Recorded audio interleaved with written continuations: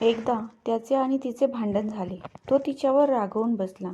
तिने समजवण्याचा खूप प्रयत्न केला, पण तो काहीच ऐकून घेत नव्हता. शेवटी रागाने ती ही म्हणाली, "मी आहे तर इतका रागवतो आहेस? मी नसेन तर काय करशील? तुझ्या आयुष्यात मी नसेन तर सांग कसा जगशील? कोणाच्या डोळ्यात स्वतःला बघशील? कोणाच्या आसवांना टिपशील? कोणाच्या निरर्थक गप्पांमध्ये रमशील? कोणाच्या ओठांवर हसू फुलवशील? कोणावरून मित्रांमध्ये मिरवशील? बाईकची मागची सीट जेव्हा रिकामी राहील, समोरचा आरसाही जेव्हा माझी वाट पाहील, ट्रॅफिकचा गोंगाट ही जेव्हा शुल्क वाटेल, ती 10 मिनिटेही एका तपासारखी भासतील. सांग तेव्हा काय करशील? कामात बुडवून जरी घेशील स्वतःला. माझी आठवण येताच मोबाईलवर लक्ष नकळत जाईल, पण तो वाजणार नाही.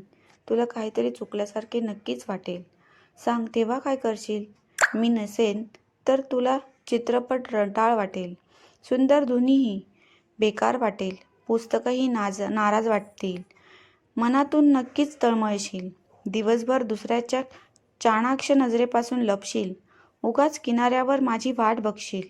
संध्याकाळी हुरहुरशी माझ्या आठवणीने बेचैन होशील. मावळत्या सूर्याला आपल्या अश्रूचे अर्थ देऊन अलगद आपले दुःख पिऊन टाकशील. गर्दीतही एकटा राहशील. पुन्हा पुन्हा मागे पाहशील. मी नजरेस पडणार नाही. हताश होऊन जड पावलांनी पुढे चालशील आणि तूही त्याच गर्दीत हरवून जाशील. कुठेतरी तू स्वतःला रमवशील. दुसऱ्यांमध्ये स्वतःला हरवशील. नवीन नात्यांना जोडशील. पण खरंच सांग, काय मला विसरू शकशील? हे ऐकून त्याच्या डोळ्यात पाणी भरून आले आणि त्याने जोराने मिठी मारली. तो म्हणाला, तुझे शब्द मला इतके भयानक टोचत होते, जणू मी शेवटचे श्वास मोजत होतो. तुला हरवण्याची कल्पना इतका त्रास देत होती. तर तू खरंच नसल्याने मी प्राणही देह सारखे होऊन जाईल ग. काहीही होऊ दे, पण आपण नेहमी सोबत राहू. एकमेकांच्या मिठीत हे आयुष्य घालवू.